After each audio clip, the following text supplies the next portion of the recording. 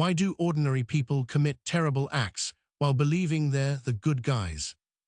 History doesn't start with monsters, it starts with certainty. The inquisitor, the revolutionary, the bureaucrat, they all believe they're saving the world. This unsettling question is the true heart of Jordan Peterson's work. It's not about the politics you see on your feed, it's about how a human being becomes convinced that cruelty is a virtue. Before the viral debates, Peterson was just a psychology student obsessed with the 20th century's darkest corners, the gulags, the camps, the purges. He was haunted by one fact: these weren't just bad guys. They were teachers, engineers, and clerks, ordinary people. He realized that evil doesn't show up in a cape. It shows up as a moral necessity. When life gets chaotic, economic crashes, cultural shifts, personal loss, we crave structure. Ideology is the secret sauce that offers a story, a villain to blame, and a promise of redemption. It's intoxicating because certainty feels safer than doubt. Peterson's 12 Rules for Life isn't just self-help, it's a tactical strike against resentment. His logic: before you try to fix the world, confront the chaos in your own life. The person who can't manage their own bitterness is dangerous when they get a political cause, as he famously quotes Solzhenitsyn. The line dividing good and evil cuts through the heart of every human being. If you believe you're purely righteous, you've already lost the plot. There's a twist in the story, though. In recent years, critics and even some longtime fans have noticed a shift. The man who warned against the danger of being sure has often become a symbol of absolute certainty himself.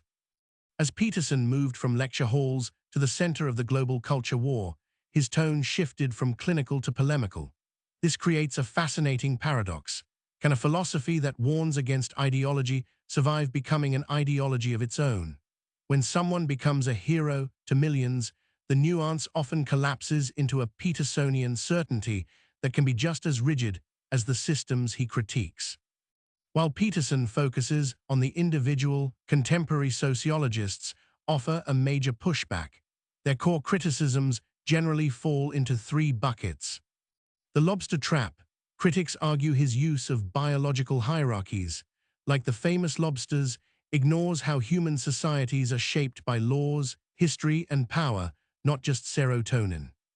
By telling people to clean their room before fixing the world, sociologists argue he effectively depoliticizes real problems.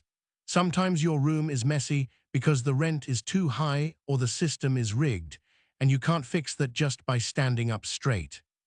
Many academics point out that his definition of postmodern neo-Marxism is a contradiction in terms. Marxists believe in grand historical truths, while postmodernists reject them. Despite the debates, the core warning remains: if you don't confront your own capacity for resentment and self-deception, you'll find enemies everywhere. You'll justify being harsh in the name of being right. The solution is slow and unflashy. Tell the truth, take responsibility, and above all, stay humble enough to know you could be wrong, because it's always easier to try and fix the world than it is to face the chaos staring back at you in the mirror.